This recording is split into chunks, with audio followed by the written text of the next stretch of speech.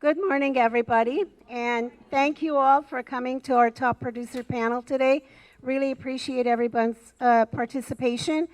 I'm Carmen Aram, the president of the board of Glendale Association of Realtors, and I'm delighted to be here in your presence today.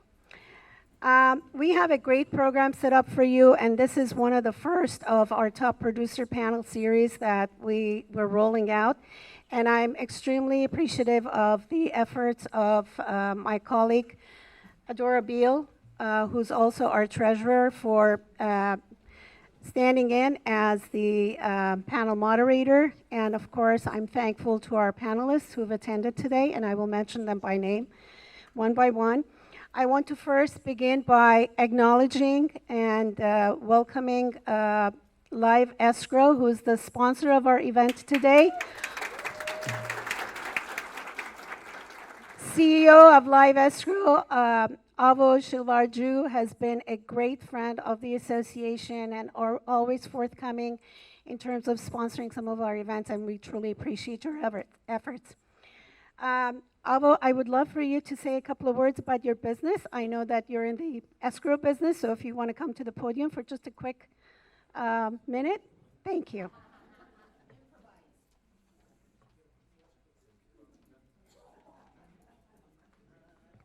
Well, I wasn't ready for this, but I'm just going to say a few words. Well, can I grab the mic out? Okay, I used to do this one. All right, good morning, everyone, and I will say thank you for having me. It's a pleasure to be part of this amazing association.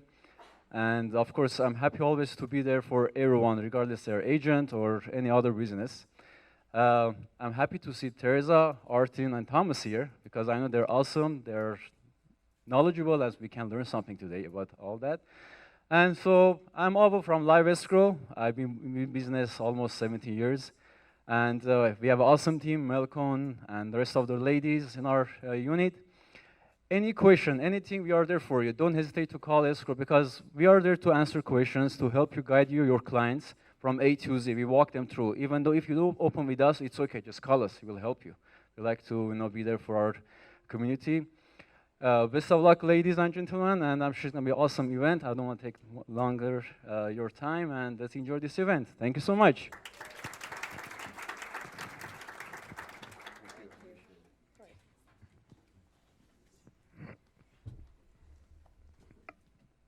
Also, we have a bowl at that table back there. Don't forget to put your business cards in there, because Avo has a prize for us, and at the end of the event, we will be doing a drawing. With the panel that we have today, we want to learn from our top producers in our area the secret to their sauce. What is it that they do that makes them successful, particularly in this difficult market? And I'm sure that this will be an opportunity for all of us to walk away with a few nuggets and maybe our own conclusion in terms of how we want to approach our own business and what are some of the things that we want to implement within our business in order to be successful. We are in a tough business, folks. There's no question about it. So today we have Thomas Atamian from Compass with us, Tereza Toramanyan from Coldwell Banker Hallmark Realty, and Artin Sarkissian from the Art in Real Estate. Yes, and we can't wait to hear from you guys. How is it that you approach your business, and what makes you successful in this marketplace? But before we get started, let me just get a couple of things out of the way. Our YPN chair is here with us, Drokar Abedyan, and I want you to acknowledge him and congratulate him. He got his degree from CSUN yesterday. Good job, Dro. He is a very dedicated member of the association, and he has organized the bowling night, which is on June 14th. It's a Wednesday at 6 o'clock at Jewel City Bowl here in Glendale. So please join. Come over. Let's have some fun. Everybody's asking for opportunities to get together in person. So here's another opportunity for us to mingle and, get to know each other a little bit better. Also, on June 21st, at the Oakmont Country Club at 8:30 in the morning, we will have our State of the Association gathering, and also we will announce the winners of our election We are we are in election mode here for directors as well as 3 officer positions. So please do get involved in the matters that affect the association and affairs of our business. And do vote for the individual that you think will do a good job for the association, and get involved. Guys, I just came back from, well, about a week and a half, 2 weeks ago, from Washington, D.C., attending the NAR meetings. And let me tell you, our advocacy matters a lot. If we don't get involved in this business, if we don't speak up, if we don't fight for our property rights, nothing will get done. And the lawmakers will pass whatever it is that they want to pass, right under our noses. So let's get involved, pay attention, and care about this business, because you know what? It's going to affect your bottom line at the end of the day also, if you just sit aside idle and do nothing. So on the 21st of June, we will have State of the Association, as well as we have invited the General Counsel of California Association of Realtors, Gov Hutchinson, who is a fabulous speaker, a very dynamic speaker, and a hell of a funny guy. He will also come and do a presentation. His presentations are typically charged, and we're offering this to our members for free. So please do come. There will be a lot of learning for you. And with that, now I would like to turn the podium over to my colleague, Addora Beall, to get started with our discussion today. Good morning. How is everybody today? I'm really excited about this panel, and just a little bit of background on each one of our people. Would you like to come up? Artin Sarkissian, Thomas Atamian, and Tereza Toramanyan.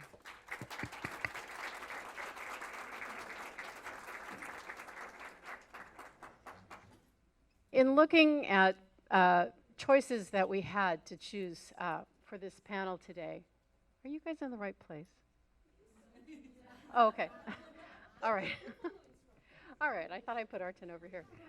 Sorry about that. Anyway, in choosing these guys, I looked at their overall presence in the community and in their business. Their production is a big piece of it. And also, I wanted to choose a broker who had agents under him and who I've known for a long time. He's come up in the business and is extremely successful.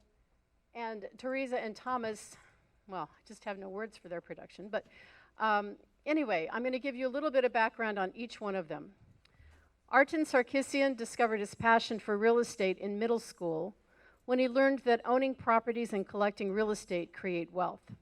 His interest only grew stronger in his senior year of high school when he was given the opportunity to manage a multi-unit building. I made a lot of mistakes at first, but I learned fast, developed my people skills, and knew I had a true passion for the business, he said. After graduating from Herbert Hoover High School, tongue twister, Artin pursued a degree in business and marketing at California State University, Northridge. During his time at CSUN, he continued to educate himself about real estate and managed other properties, further fueling his passion.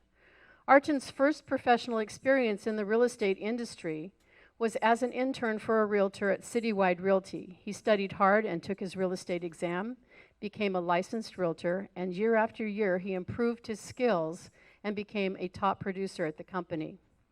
To further enhance his abilities, Artin hired a real estate coach who helped him become the most successful agent in his town.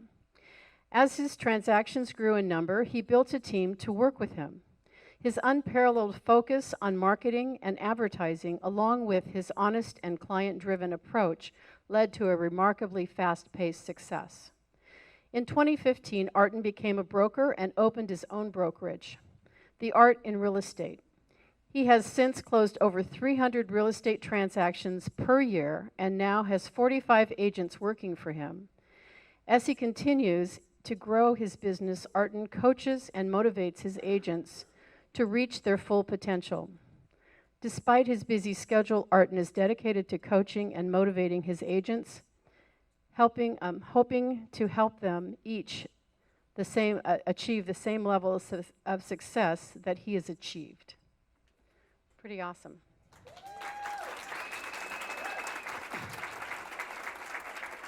Tereza Toramanyan has done 135 transactions in 2021 alone, and 116 million in volume. She's ranked the 16th agent in all of California by transaction size. She's recognized as the best agent in her company and top 3% of all Coldwell banker realtors worldwide. She speaks 4 languages fluently to help connect with her clients on a personal level. She's passionate about life, as any of you know who know her. Her real estate and her 10-year-old daughter, otherwise known as future top realtor. She has sold out her first master class within a week and is working on her second one. Tereza Toramanyan. And last but certainly not least, Thomas Atamian is an award-winning realtor specializing in the representation of high net worth and celebrity clients. Thomas' 19 years of experience and his immense passion of real estate has earned him the trust of both celebrity, business, and professional athletes and entertainers. It is an important niche market that is in equal parts real estate and concierge. Thomas is the founding member of Thomas Atamian and Associates. He works with the highest level of integrity and customer service. As an agent, Thomas provides a sophisticated yet personable experience with access to a comprehensive worldwide marketing program. He's earned powerful positive testimonials from not only his clients but also from other real estate agents. Thomas is a member of the USC Verdugo Hills Hospital Foundation Board and also serves as the co-chair of USC Verdugo Hills Golf Classic for 2023. He serves as an active member on the YMCA of the Foothills Board of Directors. Thomas served as a volunteer assistant basketball coach at the La Cañada High School for 14 years and has successfully completed 10 marathons. He has previously served as the vice president of Marquette's Southern California Alumni Club. Thomas is a supporter of Think Cure, a charity that distributes donations to the Los Angeles Children's Hospital as well as the City of Hope, the American Heart Association, March of Dimes, and the Jimmy 5 Foundation. He's a founding member of his Compass office. He has sold over $1 billion in real estate, and he's top 1% of real estate agents nationwide. Thomas Atamian.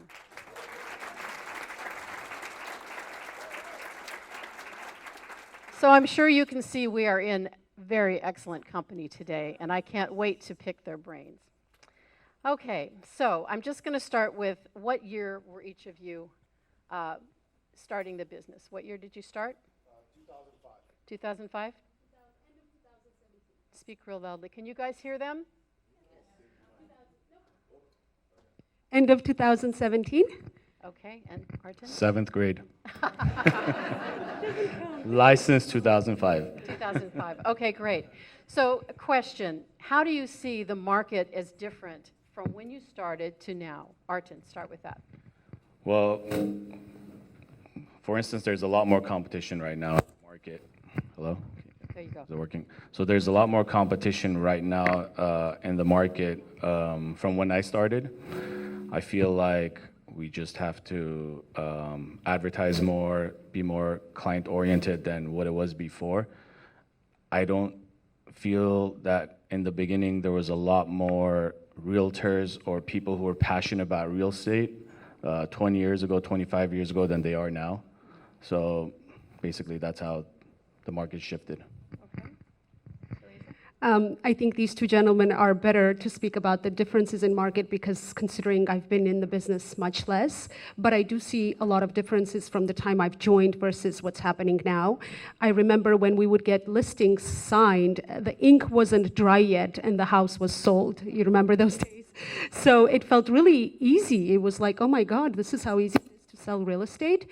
And then today, or the past year as it slowed down, you have to put in an effort. Like, you have to stage the house, you have to do the gardening, you have to paint, you have to make sure you put in a lot of effort in marketing the property to get maximum exposure because it's not selling as fast. And then you have to have those tough conversations with sellers, setting proper expectations, and vice versa with buyers. So I've definitely seen a transition in the business where it requires much more knowledge, experience, expertise, negotiation skills to stand out in today's market versus a few years ago, anyone was a top realtor. You know what I mean? I do. Thomas? Yeah, I mean, so I got in 2005 when the market was starting to heat up, and then I lived through, the crash, and it feels a little bit similar, not in terms of the crash, but, a lot of realtors got into the business during COVID. Everything was easy. There was a lot of transactions out there. And so, for me, I had to double down. I had to work extremely hard. I moved here from Chicago. I didn't know anyone. And so in 2008, 2009, when everything started to crash, maybe 10 or 15% of the agents got out of the business. And so I'm seeing that a lot now, 10%, 15% attrition rate. And so it's a testimony to you guys being here today. And the fact that, if you put in the work now, you're going to be at the front of the line when the market really comes back strong. And that's what really helped me at the beginning. And, now this is the time to, gain market share. So. Okay, good. So just some foundational stuff. When you got started, did you have seed money to carry you through? And then the second piece of that is, how long do you think you worked before you actually had your first transaction? Thomas? I definitely didn't have any seed money. I moved here with about $500 in my bank account, but I basically did any kind of jobs. I mean, there was no Uber, there was no Postmates back then. I probably would have done that a lot, but I bussed tables, I waited tables, did whatever I could, worked security, whatever I could do to pay the bills because I knew my passion was in real estate. And so anything I could do to, make money on the side so that I could, kind of moonlight as a real estate agent at the time. What was the second part of the question? I don't remember. Seed money? Yeah. Rewind, please, thank you. Yeah, so I mean, basically anything I could do to keep the lights on so that I could hustle in real estate. So wait, just real quick. So you started as a part-time agent? I always considered myself a full-time agent, but I would, I'd work nights at a restaurant and, Okay. yeah. Yeah, thank you. Definitely no seed money here. And in fact, one of the reasons why I loved real estate is it required minimal financial investment on my part to really get started. And I wasn't in a position to invest so much in a business at the time. I did start part-time, although I put in the hours as a full-timer, so no one even guessed that that was my part-time job because I dedicated so much of me. I mean, no breaks, no vacations, no nothing, and I still had a smile on my face. But I think what I recommend to everyone, really, especially the ones that are new in the industry, or even at times when it's slow, you have to have a steady source of income to take care of your biggest financial worry, right? To take care of your family, your financial assets, et cetera, et cetera. Once you take care of that, it is so much easier to focus on your passion, to really put in your time and energy into something that you love. But if your clients can see the desperation, they can feel the desperation, sometimes you're not really in it to do the right thing for the client, but you're in it to make money. When I had a good paying job, I was a manager at Apple, when I was showing homes to my clients, they had no doubt that I was desperate to make money. They saw, I would talk them out of buying certain properties because I felt like that wasn't the right thing for them. When you eliminate the financial concern in any business, it allows you to see clearly, to work better, to work harder, and your clients can tell how genuine you really are. So that's what I recommend. Perfect. So the first part of the question was, Did you have money? did I have seed money? Seed money, yeah. So I didn't have seed money per se, but I was living with my parents. I was young. Well, that's seed money. So that's why I said per se. So the way it worked out was I sent out some flyers, and you guys know I do a lot of flyers. I sent out flyers, I got a listing, I double-ended it, I put the money back into the business, I sent out more flyers, I got a listing, I double-ended it, sent out more flyers, I got a listing, I double-ended it. So it was a lot easier back then because there wasn't this much competition. And then I just kept growing the business and just putting all the money back into marketing over and over again, and basically then hired my coach and went from there. Now, I remember when you started, you sent out, was it 60,000 a month? Well, right now it's No, about when you started doing your mailings, you Oh. sent out how many? when I first started, it was 5,000 a month. 5,000, and now you're up to I'm up to about 1 million flyers a year. a year. A How year. many a month is that? About? As we're sitting here, there's 50,000 being delivered to the office for May. For June, but with the just listed, just sold, it'll probably be close to about 80, 90,000 a month. Okay, that's outrageous. I mean, I can't even imagine. So obviously, it's paying off for you. Otherwise, you wouldn't spend that kind of money to market. Correct. So I'll get to you guys. I want to know what you guys have to say too, but anyway. You do just listed, just sold, and what else? I do just listed, just sold, and the multi-listed flyer with all the properties, just listed, just sold, and then I do a brochure on top of that. Okay, all right. Tereza, what do you do for marketing? I have yet to send out a flyer because how do you compete with 80 to 90,000 a month? I know. So I thought, don't touch that. Artin has it covered. You're good. I think, people assume when you do really good, people assume they're like, oh, she had a big book of business entering the business. I had 0 book of business when I entered the business. I used to be in the financial industry at Wells Fargo, but at the time I had no intention of being in real estate. So I wasn't sitting there gathering client information so I could transition them into real estate. I started with 0. And when you start with 0, the first thing you got to do is make sure that people get to know you. And that was my only focus, but I had to do it for free. And the only way you can do it for free is by utilizing social media. So every platform you would open, you would see this face, because I couldn't afford the flyers, so you would see this face smiling and introducing myself to the community. And I was really involved in the community as well. I still am. Every big event, I'm very passionate about, what's happening in my country. I'm very passionate about supporting Armenian businesses. We live in Glendale, so we're surrounded by Armenian businesses. So every chance I get to support and show my presence, I do it, no matter how busy I get, because I know that's what got me going in the beginning. So I never forget that. So being involved in the community, utilizing free social media platforms to really get to know the people and allow them to get to know you. That's really what got me going. I did all the things you're supposed to do, like door knock, open houses, cold calling, and then I picked the one that I loved doing because I realized if I'm not enjoying the process, there's no way I'm going to succeed. I've been kicked out of buildings because I was door knocking too much. I've been yelled at, cursed at, all the fun stuff you've done, I've been through it. But one thing that separates people that succeed versus the ones that don't, it's not because we don't fail. We fail all the time. We just don't quit, right? So I never quit. That was the difference maker for me. Perfect. Thank you. Thomas?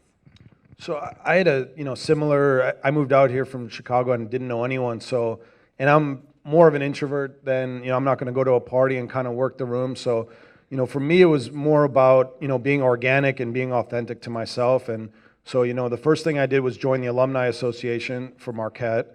There wasn't a lot of us out here, but there was enough where I could start to we each have that commonality, that we both went to the same college, and I had a passion for giving back to coaching. My dad's a college baseball coach, so I love basketball, I love kids, and so I volunteered at the Y. I was a camp counselor there. I came back, I volunteered at the YMCA to coach basketball. I ended up coaching at La Cañada High School. It's like 6 days a week, pretty much year round. But it was something that I was passionate about. So it didn't feel like I was, volunteering my time. And then I just started to make connections from there. Now I'm, I advertise on the back of the La Cañada Outlook, the local newspaper. It's delivered to 99% of the La Cañada residents. I have the sanitizing station at Ralph's. I mean, it's multiple touch points, But when I first started, it was more of just volunteering for causes and, you know, things that I was passionate about in my life. And that just organically made connections, and then real estate would just, you know, come up. And then, you know, the goal is to just be a market expert, so when that conversation does come up, you're able to speak intelligently and close the business there. So I want you to notice three things about these people. Three very different personalities, three very different approaches, three very successful endings. Not endings, but progressions. We'll say that.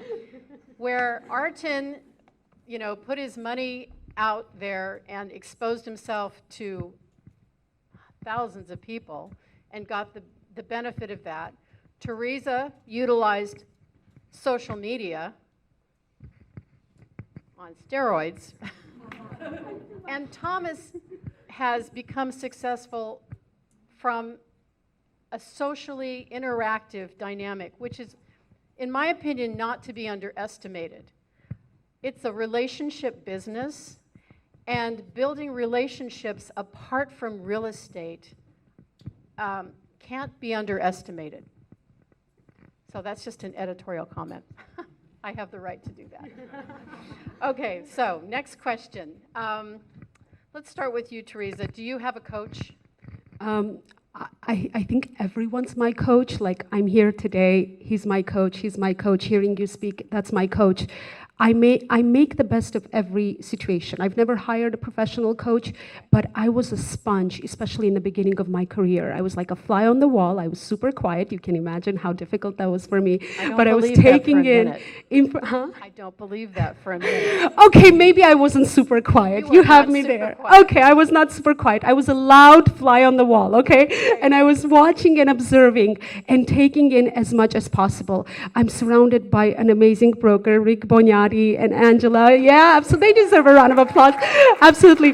Like a wealth of knowledge. Every time I feel lost, one call away, there's my coach right there. So I've always believed in making the best of every situation, and I've partnered with like the best in the industry in every category. Like, I know the best attorneys, I know the best lenders, I know the best insurance agent, et cetera, et cetera. So that allows me to pick their brain, to always be on top of what's happening, going on in the market, what's happening in their industry. Because our clients don't just come to us for real estate needs, they come to us for their biggest financial decision. And for them to trust us, we can't just be good at one thing. We have to be good at everything. So that's how I stay on top of what's happening, is really surrounding myself with quality people. I mean, kudos to all of you for being here, because this shows you're taking the right approach and taking time out of your business, your family, your busy schedule, and you're finding value, like golden nuggets that are being delivered on a daily basis. So that's my answer. Sorry. You mentioned that you have a coach. Talk to us about that. Had a coach. Oh, you had a coach. Okay. So, how long did you have one? So when I first started, I was, again, putting all the money into marketing. At that time, there was a lot of seminars. Every couple of weeks, I would go to a seminar. I would drive to Orange County, wherever it was. I would just sit there, and you know, my old broker told me, before the seminar is over, 10 minutes before, make sure you walk out before they start selling you stuff. So 10 minutes before, I would run out, but I would take all the knowledge that I can. And then once I started having more money, I hired the Tom Ferry organization. I signed up to their elite coaching program. And I did that for well over a year. Honestly, it changed my career. Tom Ferry, Mike Ferry, you know, they're great organization. If you're a new agent, I really highly recommend it. It will change your career. I tell my agents all the time, it's like, okay, here's the gym and there's a treadmill, go figure it out, or you have some trainer actually on top of you every single day teaching you exactly what you need to do. And I never said no. I never said I don't want to do this. I never said I'm not going to do this. You know, I've met with a lot of the brokers in town. I've taken a lot of pointers, even Tereza's broker, Rick. We've met many times when I was younger, and you know, I've learned a lot from him and my old broker. And you know, you just take pointers from every single person, as Tereza said. and just become a sponge and just don't say no until you find what works for you. Thanks. Thomas? Coach or not? So yeah, I have an active coach, Chirag Shah. He was the director of coaching for Compass, and then he opened up his own, and he only teaches Compass agents. But I've had multiple coaches in the past, and I think, Chirag is kind of the perfect mix. Just like I'm a coach for basketball, you have to teach every kid a little bit differently, and everybody learns in a different way too.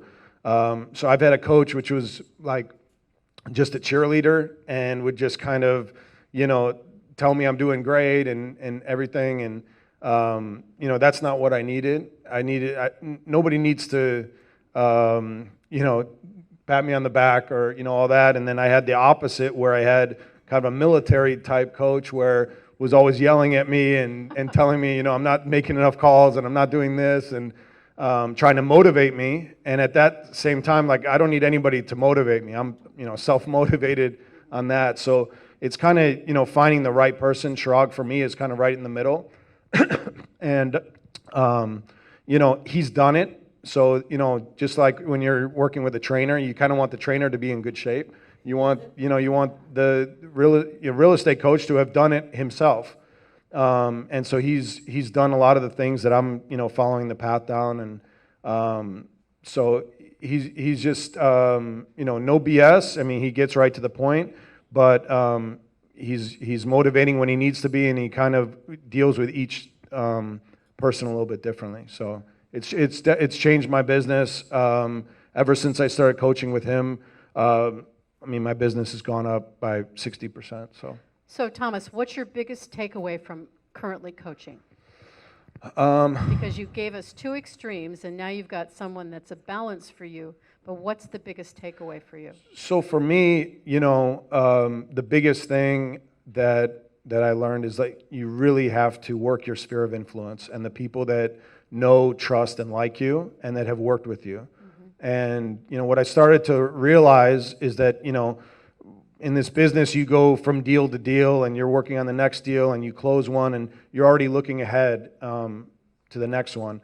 And we really have to change the stigma of this business as we're just a lot of those people out there think we're just looking for a commission check, right. And then they don't hear from us for 2-3 years, and then sometimes we'll see homes listed with a different broker. 2-3. I checked the MLS and I'm like, didn't that person just buy with them a couple years ago? And then it's listed with a different person. And that's our fault for not following up. And so I think Chirag has really pushed me to have client events every year, multiple client events every year, but also just the free follow-up is handwritten notes.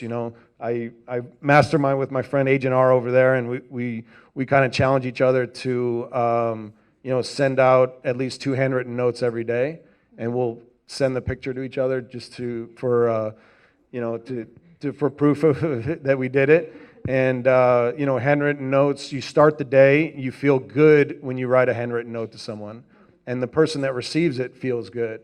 So we kind of start our day that way. It's a great way to start the day. So handwritten note, phone calls, everybody's texting, everybody's emailing. It's like you kind of have to do what everybody's not doing. So. Okay, so I'm not done with you. So tell us what you say to these people when you write them a note or when you call them. Show us the photo. So yeah, so Show us the photo. It's really just about a lot of times it's just about gratitude and or you came into my mind. I've done I haven't done Tom Ferry, but I just reread the Ninja book. I don't know if you guys have done the Ninja training or I think that kind of lines more with my style, and more just gratitude. Or I drove by your house or just want to check in on you. It doesn't have to be long. We should catch up for lunch. And then follow through with it. Yeah. So do you notice something about what he's telling you? Has he said anything about, do you want to sell your house? No. He's showing these people that he cares about them. How's your life? What have you been doing? I saw your house today and it made me think of you, and I just wanted to say hi. Perfect. Thank you. I want to hear from both of you guys on your follow-up with your past clients. So I think when you are annoyingly, or you said on steroids, social media on steroids, when you are annoyingly in front of their face, that's like an easy way to remind them that you exist, right? And I always interact with my clients. So one trick I do is when people ask me for my business card, first of all, I don't carry any. My first response is, you don't know me? My second response is, find me on social media, and I follow them back. So I create a connection right there. So it's one thing to hand a business card. It's another thing to open up your world to them and say, hey, here's me. I'm not just a realtor. I also do this for fun. I also have a daughter. I have a family. I have this. I have that. So they get to connect with me and remember me. And I do the same in return. So I don't just look at them, oh, this is just a client. No, I know their dog's name. I know where they went on vacation. I know what they did last summer, et cetera, et cetera, et cetera. So I think building that connection and constantly interacting with them on social media allows you to be present in their life, right? And you don't let them forget about you. Another thing for follow-up, and I did this a lot in the beginning, it's become a little bit more difficult as my client base grew, but I did a lot of personalized videos. I remember the first or second year for Christmas, I did a personalized video for every single client with their name on it. And I wished them, whatever I wanted to wish them, and something about our story together. And my phone crashed because of the amount of videos that I sent. So I realized maybe this wasn't the best approach. As my business keeps growing, I don't know if I'll be able to send so many videos to so many people, but it takes less than a minute for each person, and the impact it has is huge. It's impossible for someone to open their phone, to see your smiling face, to see a personalized video, and not react to it. So I got a lot of reactions from there.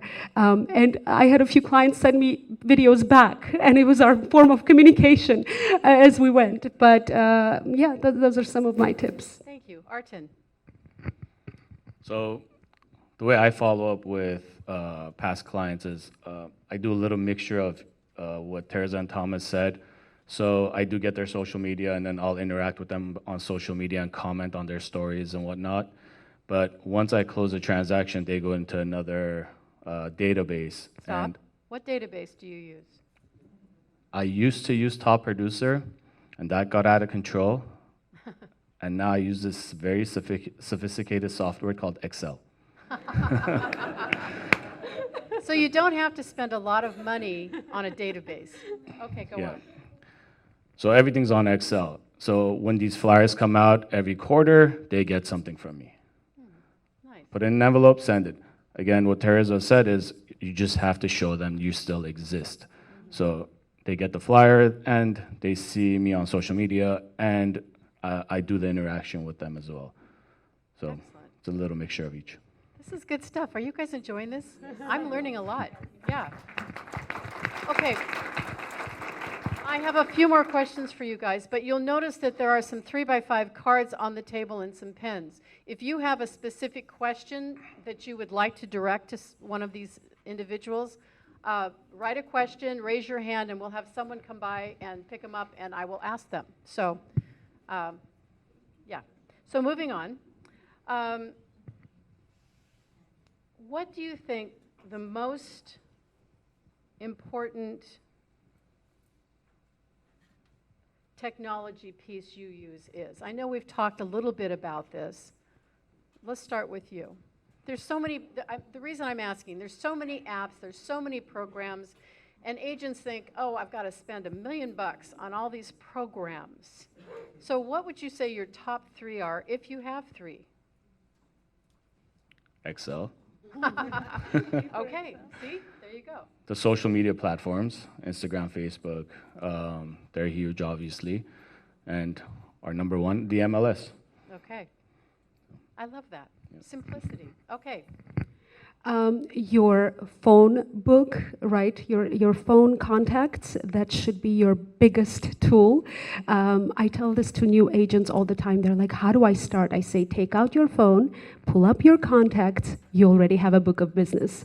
If you've had enough of an interaction for you to save their number in your phone, that means you should be confident enough to approach them and tell them you're a realtor and you're here to help them. So contacts is number one. Number two is my notes app. It's less complicated than the Excel he's using. So if anyone gets a hold of my notes, you officially have my entire book of business right there. The reason why I love it, when you're on the go, and I'm always on the go, you can quickly go in there, put down whatever you need to. If you had a client interaction, if there's a follow-up, if there's something you want to notate, an address, whatever it may be, notes is my savior. So really quick, easy, you don't have to invest any money into it, right? Just get the latest version of an iPhone because it's embarrassing if you don't have it. No big deal, right? So, and then As one who used to work at Apple. yeah, no, I'm still promoting them. And the third would have to be social media. If you are, in today's day and age, I don't care how many years you've been in the business, I don't care what worked for you 20 years ago, 30 years ago, 50 years ago, in today's day and age, if you're not actively promoting your business on social media, then you're a few steps behind. So if you want to catch up, you have to be out there promoting your business. Yeah, so I think Compass is obviously at the forefront of technology. We use a lot of their tools. The two biggest are probably the CRM that it just keeps everything together. When we close a deal, they go into a different category. We put notes. When I write a handwritten note, I'll write in their file that I sent them a handwritten note on this day. So the CRM is really powerful, and then we have Business Tracker, which, I think it's really important for you to know your business and know your numbers. Instead of just kind of aimlessly going through, and that was kind of like the first half of my career was just kind of going deal to deal. And I think, knowing your numbers, knowing what, how, what you are year to date, what you're trying to get, what your goal is. It may just seem silly to, this is my goal every year, but it really does help push you along and, lets you know where you are in terms of reaching that. And then I would say, social media is kind of a necessary evil at this point. I mean, it definitely gets, it gets exponential growth out there. And what we've done is kind of gone super local and created kind of a neighborhood blog. We do Living La Cañada on Instagram, and we highlight local businesses. And for us, it's all about just giving back, and it kind of works two ways because we are creating these connections with the business owners, and we're also providing a service to anybody that's thinking about moving to La Cañada or lives there now. And so it highlights the best coffee place or the best boba place or where to find the best breakfast. It's just kind of creating one-stop shop for that, and then organically it just moves to real estate. Okay, that's a nice segue. Business plan. Do you guys have a business plan, and how do you do it? Is it a monthly business plan? You kind of spoke a little bit about that, Thomas. Or is it an annual? You set your goals and your number of transactions and all of that. And you sound like you track yourself on a regular basis. I want to know the answer to that from you guys, but I want to hear more about your business plans and if you use one and implement it faithfully. Yeah, so I mean, it's obviously when you get busy, it's always tough to stay on track. So I have Sabina, she's my assistant, my right hand, so she kind of keeps me in line with everything in the back end.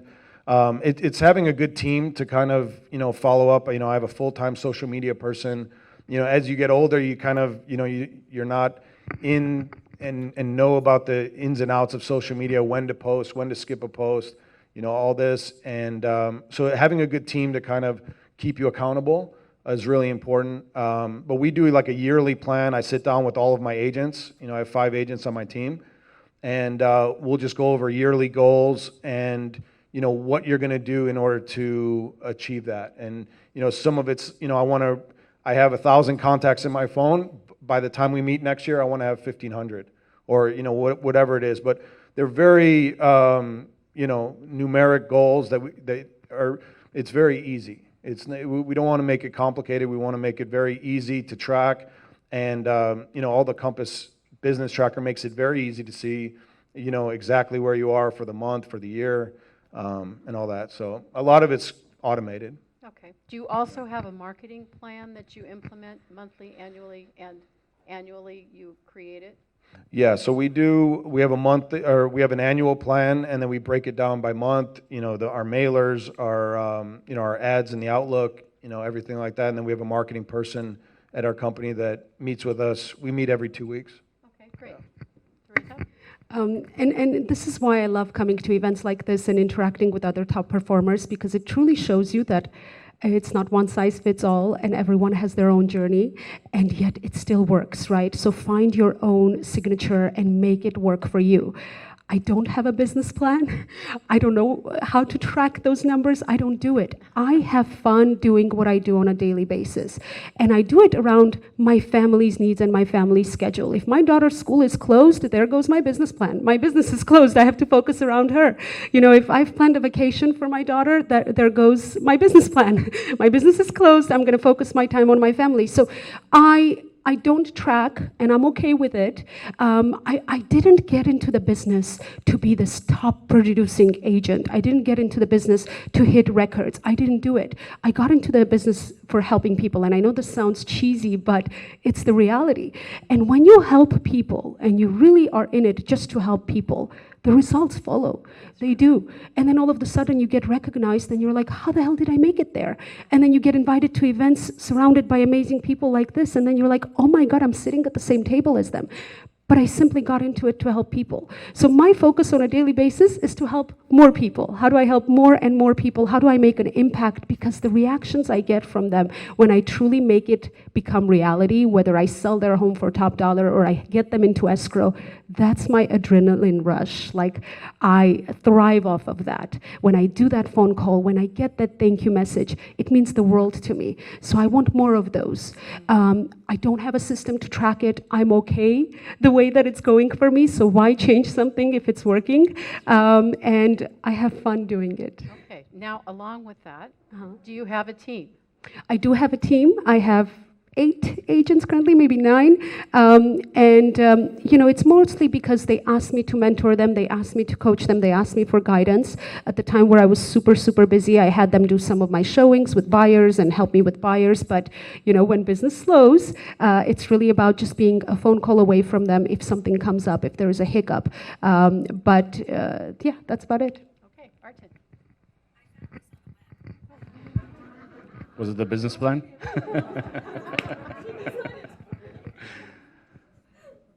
So I do have a business plan, and with the Tom Ferry organization, we put together this very extensive business plan when I was doing the coaching.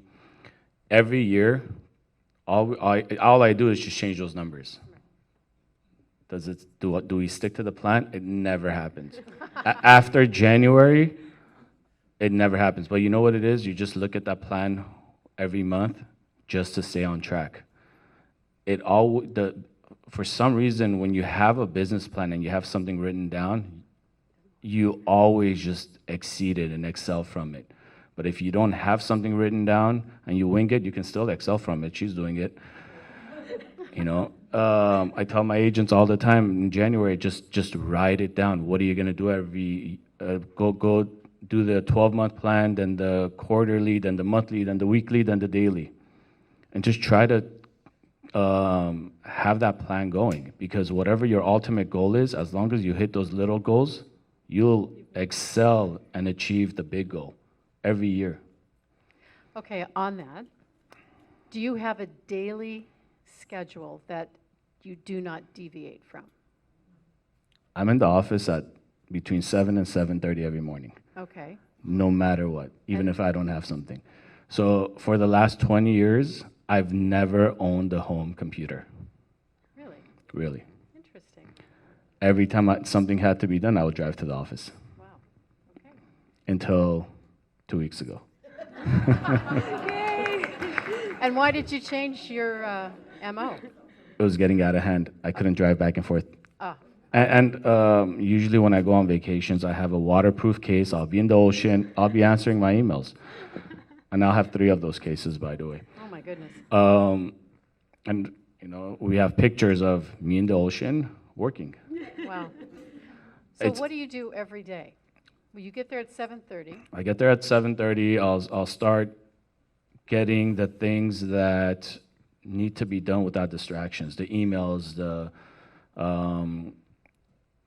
sending out the client criteria of the properties that they're looking for. Get all those out of the way until 9 o'clock. Then 9 o'clock hits, the agents start coming in, then I'll start helping them as much as I can or whatever questions they have, and I'll just go from there. And then every day is something, like I'll just sit there maybe an hour bored, okay, what kind of marketing should I do? What should I do next, you know? And just keep going from there. Do you actually do prospecting, like cold calling or, I've door knocked one time in my life. okay, I've never cold called, okay, no. okay.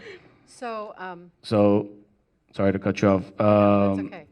My Tom Ferry coach at the time, he was closing over 100 transactions a year.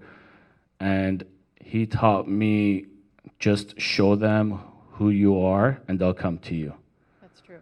So that's why this entire flyer social media thing, well, before social media, it was the flyers. It's like send it out, let them see you're in the business, they'll call you. So I don't go after them. You just show them, hey, I'm here. This is what I do. So on average, how many appointments, listing appointments, would you say you go on a week? Including rental listing appointments?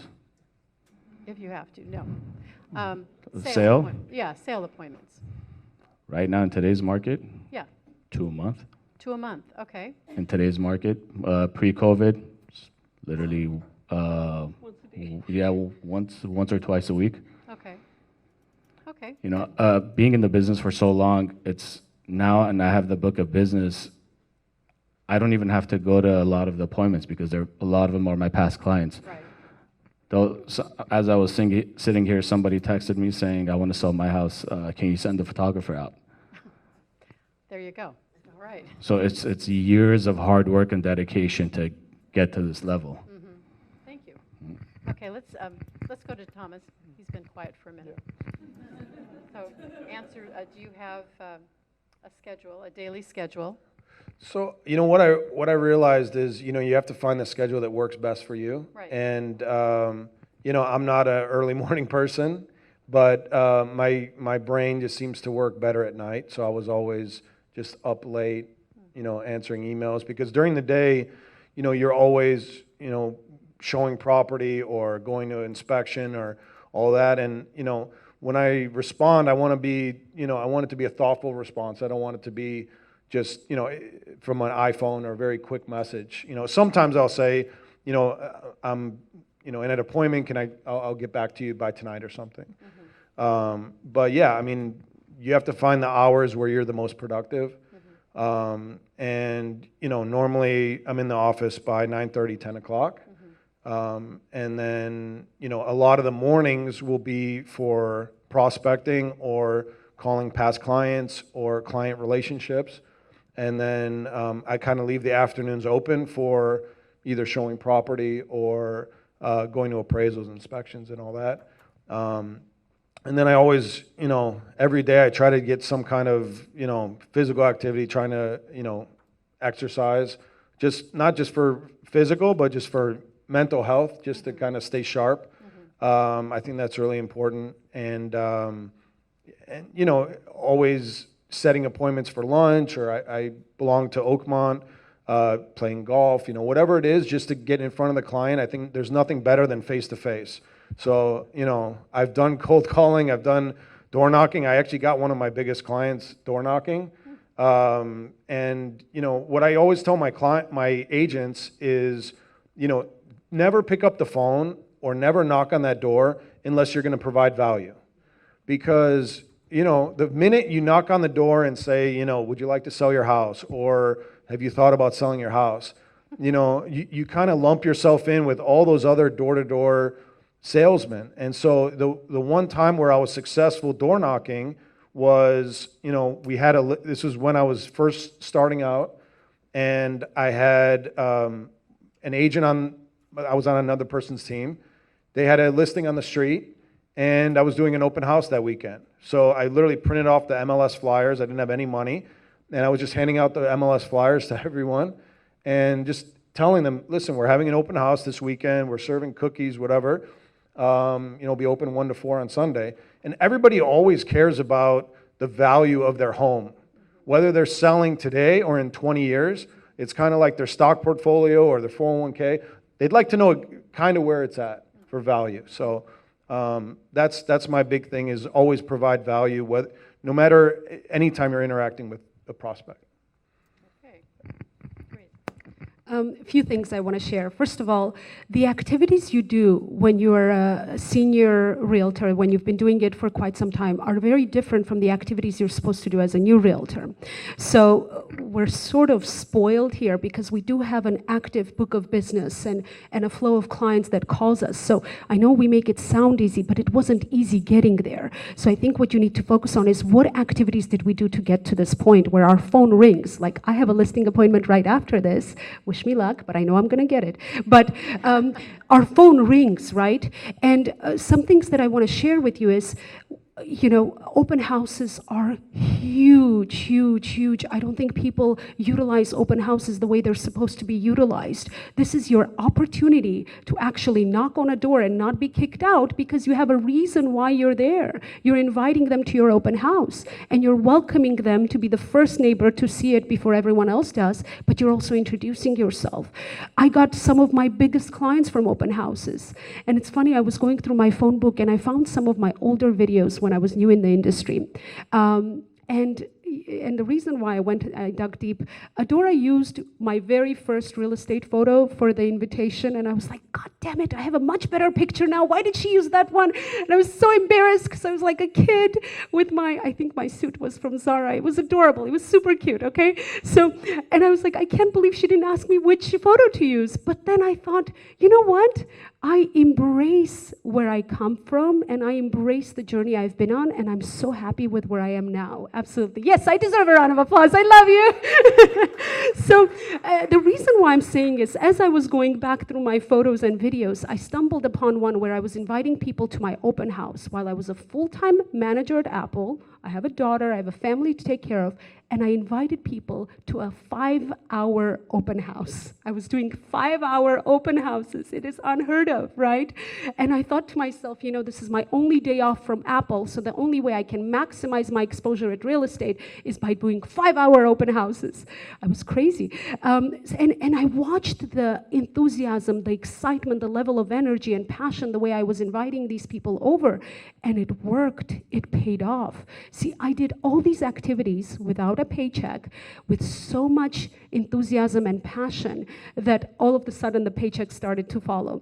So focusing on the little things that take time, but I promise you they will pay off. So open houses is one big one. And another one, in this business, you have to be really flexible with change. If you're the type of person that's schedule-oriented and, from 9 to 2 is your calling time, but you get a very important client calling you and saying, can you come see my house? If you don't drop everything right then and there and go see that house, I'm going to be there, just telling you now. So I need you to understand timing in real estate is everything. I got a listing once because the agent he called over the weekend said, I'll see it on Monday. I was there Sunday morning. I got the listing before the other agent got to see it. So don't stick to the plan. The plan is simply as a guidance for you, but I need you to be flexible and prioritize what's important. And when a client calls, it's important. Drop everything and go chase that client. Thank you. So we're winding down now. Were there any questions from the audience that anyone wants to address? First of all, thank you guys so much. It's good to see. I worked with you, Artin. I have a question. Loudly. Here, can we give her a mic?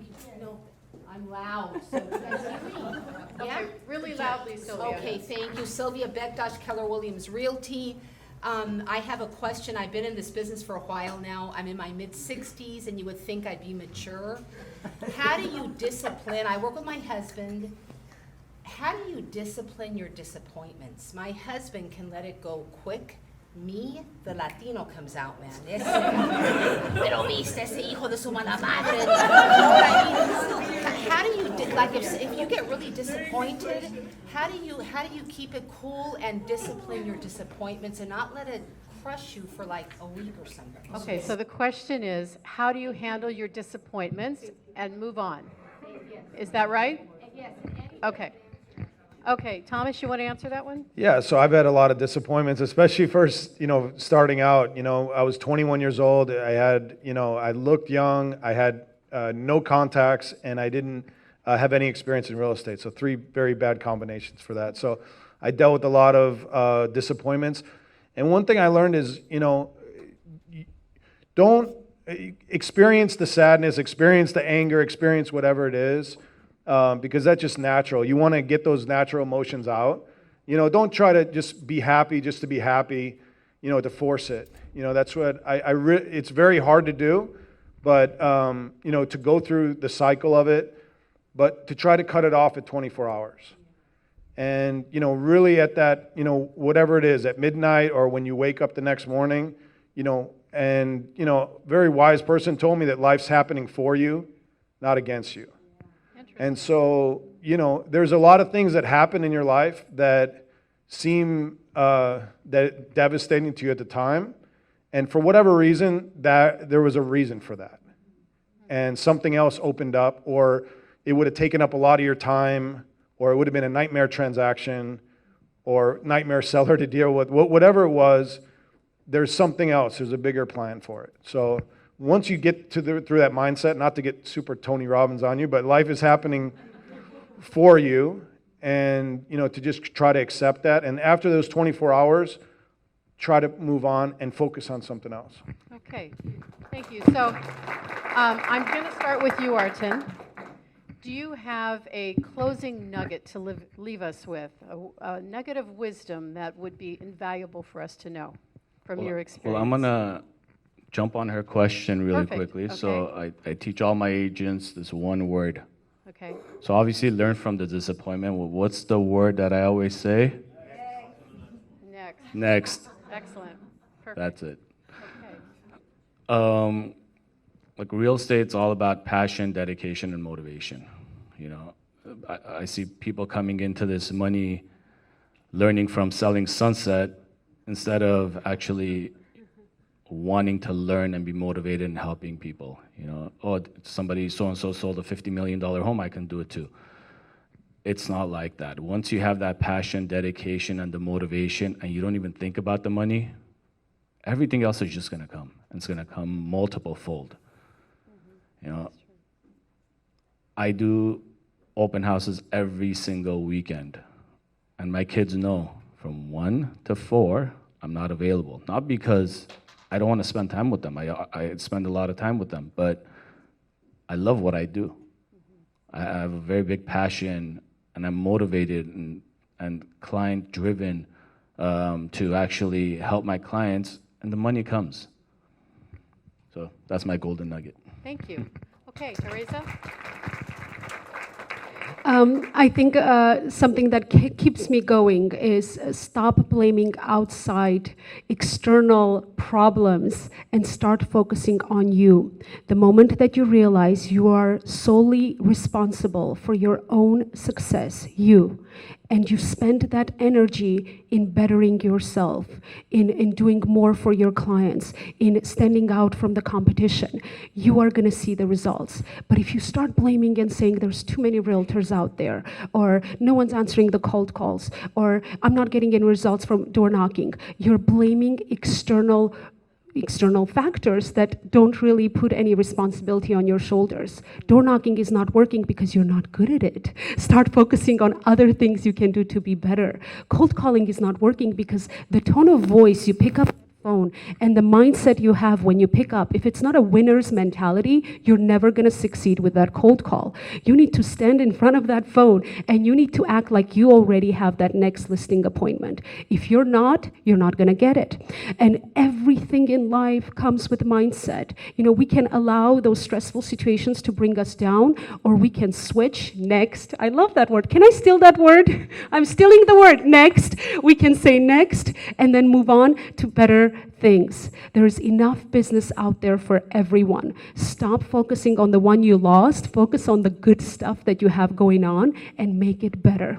Yes? Thank you. Thomas? You know, especially in this changing market, I think, you know, the biggest thing is to be a market expert, you know, and really know, you know, forwards and backwards your market and what you want to focus in on. And I think that's, you know, the biggest thing. Like I said, if whatever you're volunteering for, whatever you're involved in, do something you're passionate about and the business will follow. But be prepared when, you know, there's so much information out there now that, you know, we used to be, when I got into the business, and even before that, it was more that we were kind of the gatekeeper. We had all the information. I'm not old enough to have like the MLS books and everything that was delivered to the office, but I know about it, yeah, the little pink books. But, you know, now the information's everywhere. They know when it was listed, who listed it, when they dropped the price, when they rented it. You know, they have all that information. There's so much out there. So now we have to be advisors. We really have to know our craft. And I think that's why, you know, this downturn we should all look at it as a positive because it's an opportunity. There's an opportunity in every market. And I think, you know, you're in the position where you can be the market expert. People can look to you in the market that you know the best and set yourself apart there. Yeah. Thank you. So I want to personally thank the three of you for this. I think it's been invaluable. I think it's been an incredible hour. I hope you all will agree with me. And I think we can all agree that we can take away some excellent advice for bettering our own profession. So this is the end of our event. Thank you guys for coming. We had an excellent turnout. I hope you guys look forward to this because this is the beginning of a series. We'll have other panel professionals in the future, and I hope you'll all plan to come and tell your friends to come too. Thanks again and have a great day.